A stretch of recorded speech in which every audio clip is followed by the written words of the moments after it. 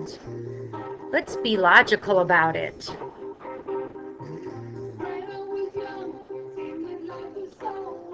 Here are your learning targets.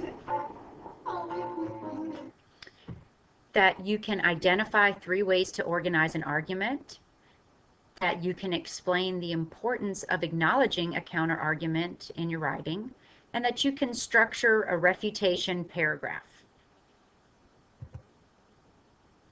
All right, there are multiple ways you can structure an argument. These are 3 ways that are basic ways to structure an argument that I'm going to share with you. One way is you always have your introduction.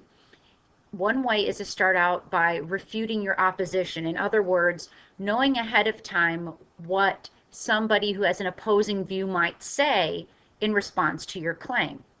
It's really important to do this early on and to even think about this, because otherwise you lose credibility or ethos as a speaker or a writer if you don't consider where they're coming from.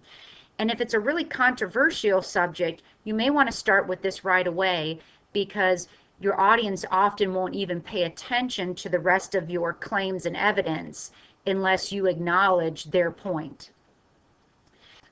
So once you refuted the opposition, a claim that they might have in countering your claims, then you go ahead and dive right into the rest of your research paper, where you list your claims and evidence paragraph by paragraph. Each paragraph is essentially some type of claim with supporting evidence, and then you nicely tie it up in a closing. So here is an example with my topic on the juvenile justice system. It is true that criminal behavior by juveniles is a reality in our society. One cannot deny that young children are subjected to more violence on a daily basis through television, video games, drugs, and even a dysfunctional home life. Nevertheless, when society locks a child away in an adult prison, that child is essentially being told that there is no hope for him or her, and that should say he or she is a waste of time.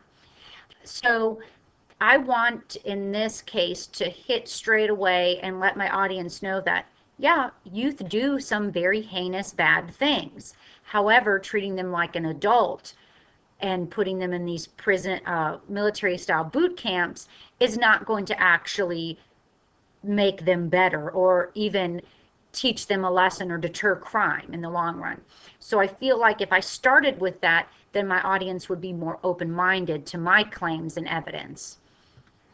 All right, and the sample structure 2 is essentially just an inverted version of that. So you start with your introduction, then I start out with my claims and evidence in favor of my thesis that these types of, like trying kids as an adult and putting them in these boot camps aren't effective. And so the brunt of my paper are my claims and evidence that I've researched. And then before I close out my paper, I refute my opposition. And basically, I just have that same paragraph there. Sample structure number 3 is kind of like a combination of both of those. So it's kind of like where for each of my claims that I make, I think about something the opposition could say about it. And so each paragraph is kind of like, I acknowledge what the opposing argument is, but then I give my claim and evidence that refutes or, kind of stamps out their opposition. And I do that in basically each one of my paragraphs, each claim that I make. This can be a really effective way. So here's an example for maybe like a first paragraph. It is often argued that if you do the crime, you should do the time, even if that crime was committed by a juvenile. Admittedly, some juveniles have committed serious and often heinous crimes that seem to be deemed adult in nature.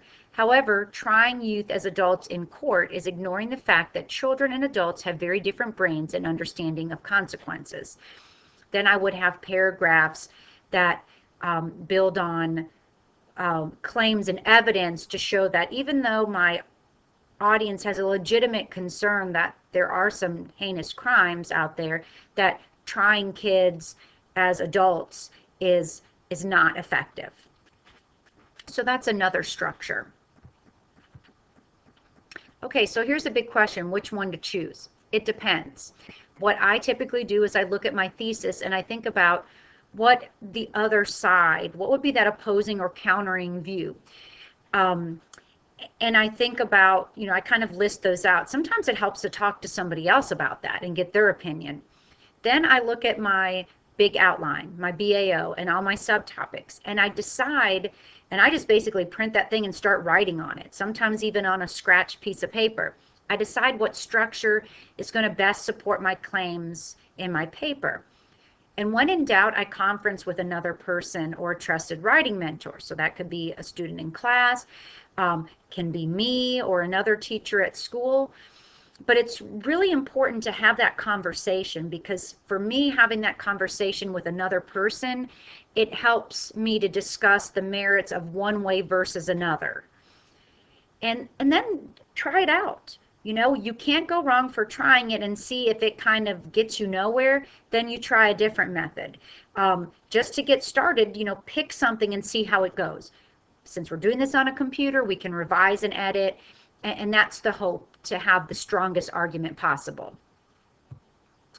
All right, so how do you refute an argument?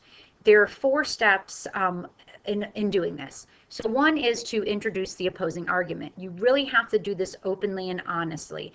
If you either ignore the opposing arguments that your audience may have, or kind of quickly gloss over them, it really hurts your ethos or your credibility as an author, and often will tune your audience completely out. The second thing is you acknowledge parts of that opposition, parts of their counter argument that are valid. In the end, you're still proving your claim is stronger, but you have to give some validity to it, to kind of appease your audience. Now, one thing I would caution you in is, don't talk yourself out of your argument. Sometimes when you get in the midst of this, you're like, oh, well, now I've just talked myself out of that. Remember, you have the evidence to prove that your claim is stronger, and you want to stick with that. Don't come across wishy-washy, and you can't take both sides. You have to take one stance. Countering the argument would be your next step. So this is where you show how the opposing viewpoint is wrong, or it doesn't matter. And again, it's show. You don't tell, you show them with evidence. This is where your quotes and your paraphrase, where your experts come in. This is why you did all that research. And then you introduce the conclusion. This is where you summarize, again, why the counter argument is not sufficient enough. So here are some word or sentence starters to get you going. And I use these quite a bit, and I rely on them. So if you want to introduce your opposing argument, you might start with something like, but blank is not completely inaccurate. Maybe saying like, but society is not completely inaccurate when blah, blah, blah. Or it is true that. Then here are some sentence starters in acknowledging the parts of the opposition that are valid. So maybe, admittedly, children have often committed heinous crimes. Then when you counter the argument, this is where you're going to lay out your evidence. You might use something like nevertheless, however, on the other hand. And then when you're wrapping that up, your refutation paragraph, you think about how can you just introduce the conclusion. So this is where you really solidify that your claim is stronger.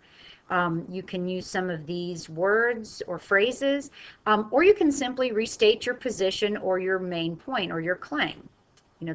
That putting children in adult prison is going to be a detriment to them. So that is basically how you organize an essay and write a refutation paragraph. And again, here are your learning targets. You might want to check to see if those were hit, that you can do those things. If not, you can rewatch this video, or you can get some help after you rewatched it and still have questions. Thank you very much.